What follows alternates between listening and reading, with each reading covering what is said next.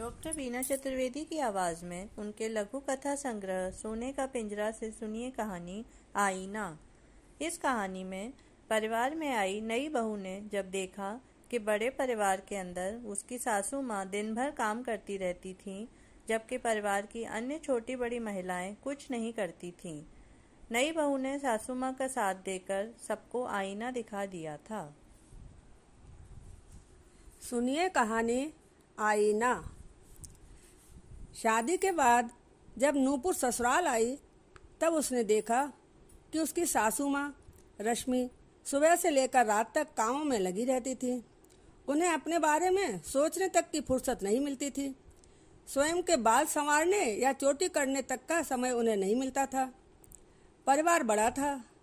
नूपुर की ताई सास ससुर, उनके 2 लड़के 2 बहुएं और छोटे बच्चे सब एक साथ रहते थे। नूपुर के पति अमित से छोटी एक ननद भी थी जो पढ़ रही थी। ताई सास घर में पत्ता तक नहीं लाते थे और उनकी जुबान कतरनी सी चलती रहती थी। दोनों बहुओं का सारा समय मोबाइल टेलीविजन देखने या फिर सजने संवरने में निकलता रहता था। नूपुर के ससुर ताई सास की बहुत इज्जत करते थे। भाभी के आदेश को टाल नहीं सकते थे। ताई सास अपनी देवरानी के हर काम में मीन मेख निकालती रहती थी।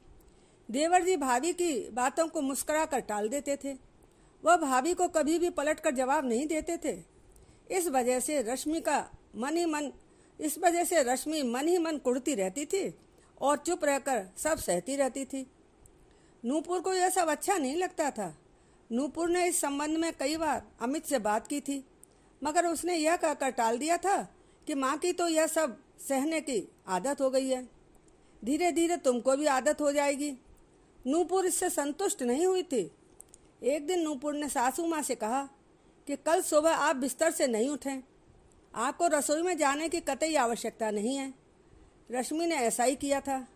नूपुर अपनी सासू माँ की सेवा में सुबह से लग गई थी।